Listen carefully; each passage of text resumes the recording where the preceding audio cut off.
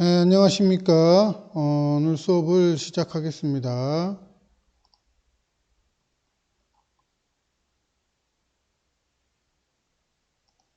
네, 오늘은 2단원 10차시고요.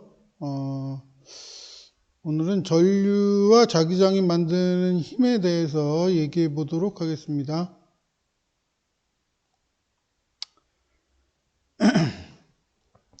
네, 자기장 속에서 전류가 흐르는 전선이 받는 힘에 대해서 얘기해 보겠습니다.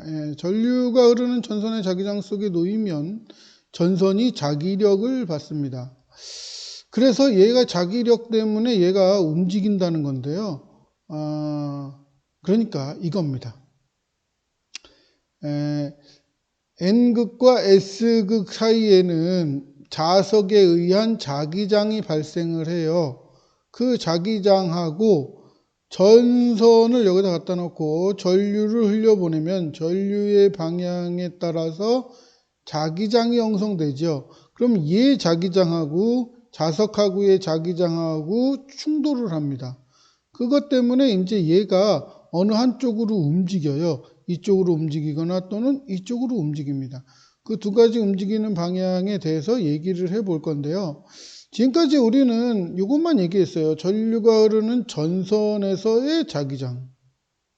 전류가 흐르는 전선에서의 자기장이 있었고 자석에서의 자기장이 있었습니다. 두 가지가 있었죠. 여기에서 자석에서의 자기장은 이런 형태였고 뭐라 그랬죠? N극에서 나와서 S극으로 들어간다 그랬죠. 그리고 전류가 흐르는 전선에서의 자기장은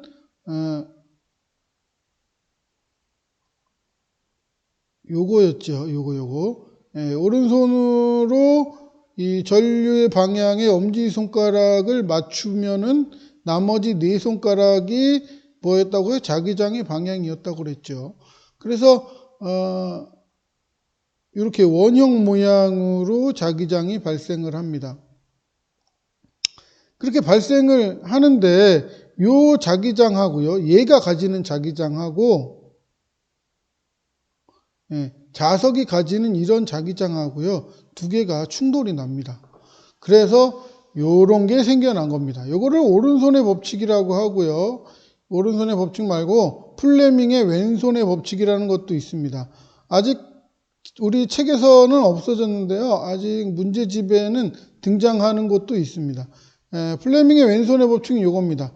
왼손을 3개 갖고 가위를 만들어요. 손가락 3개로 가위를 만들어서 이런 식으로 만드는 거를 왼손의 법칙이라고 하는데 요거하고 지금 여러분들이 보시는 요거하고요 방향이 똑같습니다. 방향이 똑같은데 지금 거꾸로 돼 있죠. 방향이 똑같은 겁니다. 요 3개의 방향과 요 3개의 방향이 똑같은 겁니다. 그래서 요거는 몰라도 되고요. 여러분들은 요것만 알면 됩니다. 오른손의 법칙이라고 합니다. 자, 오른손의 엄지손가락을 뭐라 그랬죠? 오른손의 엄지손가락은 무조건 전류입니다. 오른손의 엄지손가락은 무조건 전류의 방향이고 나머지 네 손가락은 뭐의 방향이라고요? 자기장의 방향입니다. 자기장의 방향인데 여기서 자기장의 방향은 전류에 의한 자기장의 방향이 아니라 자석에 의한 자기장의 방향을 요 네 손가락에다가 맞춥니다. 그러니까 여기에서는 N극에서 S극이 밑에서 위쪽이니까 밑에서 위쪽 방향으로 한 겁니다. 그리고 전류의 방향은 엄지손가락이었는데 이 전류는 이 도선에서의 전류의 방향입니다.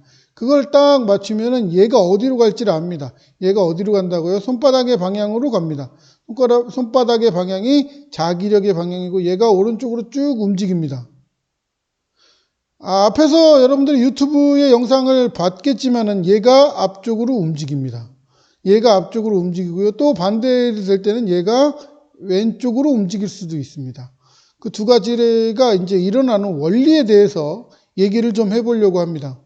다른 그림을 좀 준비했어요. 자, 이게 아까 그 그림이죠. 이 자석에서의 자기장은 밑에서 위쪽으로 이런 방향이고요. 요 도선에서의 전류의 방향이 요 방향이니까 얘에 따른 자기장이 요렇게 형성됩니다. 요런 방향으로 형성이 됩니다. 그러면은요, 이 전선을 중심으로 왼쪽 편은 올라가는 방향, 오른쪽 편은 내려오는 방향으로 자기장이 형성돼요. 그러니까 얘의 자기장은 왼쪽은 올라가는 방향, 오른쪽은 내려오는 방향으로 이렇게 도니까 지금 이런 방향의 자기장이 형성됩니다.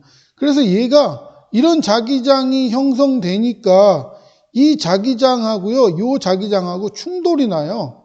충돌이 나서 충돌이 안 나게 하려고 얘가 이쪽으로 빠져버려요. 오른쪽으로. 이 자석에서 벗어난 이쪽 편으로 움직입니다. 얘가 이쪽 편으로 움직이면은 잘 보세요. 얘의 자기장의 왼쪽 편은 올라가는 쪽이고 오른쪽 편은 내려오는 쪽이에요. 근데 왼쪽 편에 내려오는 쪽하고 왼쪽 편에 올라가는 쪽하고 요 올라가는 자기장하고 일치가 되면 충돌이 안 일어나요. 그러니까 얘가 오른쪽으로 빠져버리는 거예요. 그러면 충돌이 안 나고 얘는 자석의 바깥쪽으로 빠졌으니까 충돌이 안 나고 그래서 얘가 오른쪽으로 빠지는 거예요. 그러면은 전류의 방향이 반대가 되면 어떻게 되냐면요. 지금 전류의 방향이 요 방향이에요. 요 방향. 근데 얘는 전류의 방향이 요번엔 반대로 바꿨어요. 반대로 바꿨을 때 어떻게 되냐면은 얘가 자기장이 이렇게 형성됩니다. 이 전선에서의 전류의 방향이 이 방향일 때에 그러니까 이거하고 반대가 되는 거죠. 이때는 자기장이 이렇게 거꾸로 형성됩니다. 그러면은 오른쪽 편은 올라가는 방향, 왼쪽 편은 내려가는 방향이에요. 얘한테 봤을 때. 그러면 얘는 위에서, 밑에서 위로 올라가는 방향이란 말이에요. 자기장의 방향이. 그러니까 이 방향하고 이 방향하고 맞잖아요. 그러니까 얘가 왼쪽 편으로 밀려나요. 밀려나야 얘의 오른쪽 편이 이 방향하고 맞으니까 충돌이 안 나요. 그래서 얘가 이쪽으로 쭉 밀려납니다. 밀려나고 얘는 아무 상관없고 자석하고 상관없으니까. 그래서 얘가 왼쪽으로 밀려나고 얘는 오른쪽으로 밀려나는 거예요. 예, 전류의 방향이 이 방향일 때는 오른쪽으로 밀려나고 왜? 이 자기장하고 요 자기장하고 충돌이 안 나려고. 여기도 마찬가지로 전류의 방향이 위쪽에서 아래쪽 요거하고는 반대입니다. 요 방향일 때는 얘가 이쪽 편으로 밀려나요. 왜? 얘가 가진 이런 자기장하고 얘가 가지는 이런 자기장하고 충돌이 안 나려고 얘가 왼쪽으로 쭉 빠져버리는 거예요. 그러면 얘의 오른쪽 편에 올라가는 방향, 얘의 올라가는 방향이 충돌이 안 납니다. 그래서 얘가 미끄러지듯이 쭉 움직여버려요. 네. 그게 바로 원리입니다. 요거 몰라도 요 그림만 이해하면은요, 자기장이 충돌하지 않으려고 움직인다라는 것만 이해하면은 요 그림 몰라도 돼요. 근데 요 그림 외워가지고요, 오른손으로요, 여러분들한테는 왼손같이 보이겠네요. 볼 때. 예, 요 오른손으로 요것만 잘 하시면 됩니다. 요것만 잘 해도 되고요. 네. 플레밍의 왼손의 법칙은 몰라도 됩니다. 그거는 이제 몰라도 됩니다. 혹시 그거를 이제 사실 이거하고 요거하고 두 개를 같이 하면은 헷갈릴 수도 있어요. 그래서 요거는 잊어버리고 요것만 기억하세요. 오른손의 법칙. 엄지는 항상 뭐라고요? 전류의 방향. 네 개의 손가락은 자석의 자기장입니다. 자석의 자기장. 그랬을 때 손바닥의 방향이 얘가 움직이는 방향입니다. 이 전선이 움직이는 방향. 이렇게 생각하시면 되겠습니다. 전선이 받는 자기력의 크기는, 즉 얘가 더 세게 움직이려면 어떻게 해야 될까? 뻔하죠. 이 자기장을 세게 하거나 아니면은 여기다 전류를 세게 흘려줘서 얘가 가지는 자기장을 세게 하거나 두 개입니다. 전류의 세기를 세게 하거나 자기장의 세게를 세게 해서 자기력을 크게 만드는 방법입니다. 전류의 방향과 자기장의 방향이 항상 수직일 때 가장 큽니다. 그러니까 얘하고 이거하고 세게 충돌나면 세게 튕겨져 나가요. 자, 다음 전동기. 전동기는 더 어렵습니다. 사실 이 원리는 해보지 않고는 너무 어려워서 그냥 말로 하는데 잘 그냥 보십시오. 이해가 갈 수 있습니다. 자기장 속에 놓인 전류가 흐르는 코일에 받는 힘인데 뭔 말이냐면요. 이런 겁니다. 지금 얘가 이런 전선이 하나 들은 게 아니라 두 개 들었어요. 두 개 들었는데 얘가 이쪽 편, 오른쪽 편은 플러스, 왼쪽 편은 마이너스가 돼서 얘가 반바퀴 돌 때마다 방향이 바뀌어요.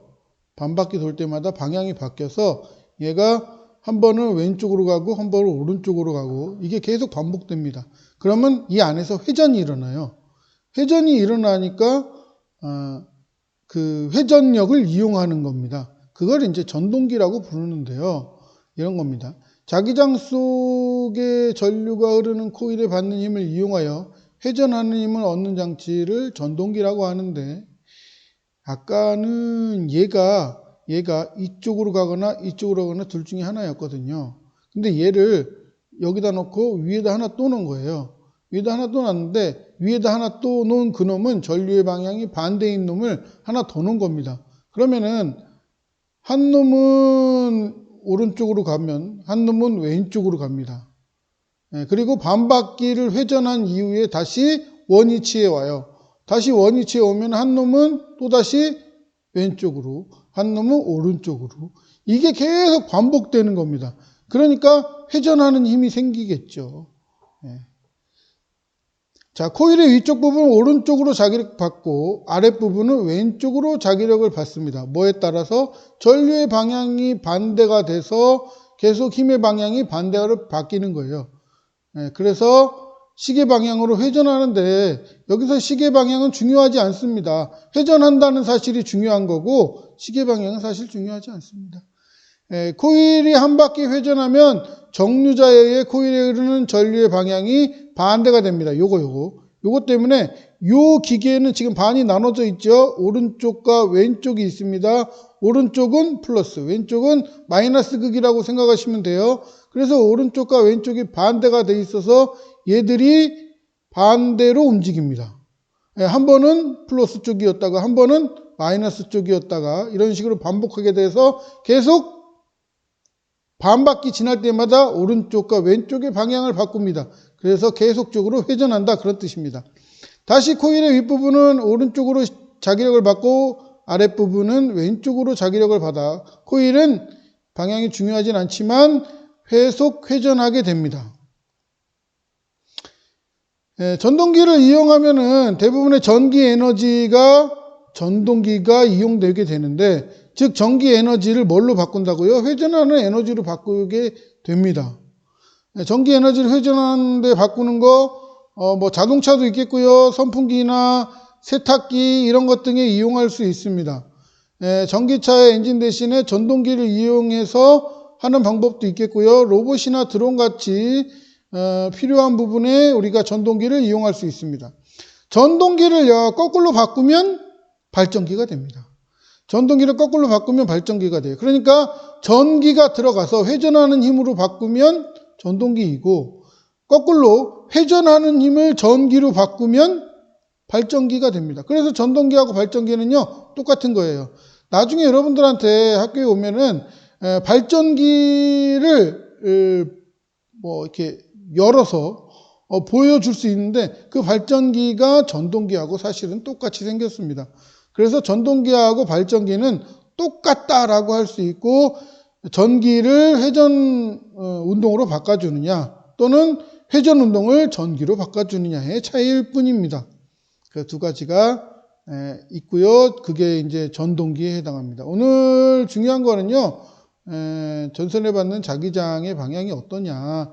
그래서 얘하고 자기장이 다른데 그게 충돌 나면은 얘가 이쪽으로 움직이거나 이쪽으로 움직인다. 그런 얘기였습니다. 요 오른손의 법칙을 기억할 수 없다면은 아까 얘기했던 이걸 이해하시면 되겠습니다. 네, 오늘은요 여기까지 해서 마치도록 하겠습니다. 네, 수고 많았습니다.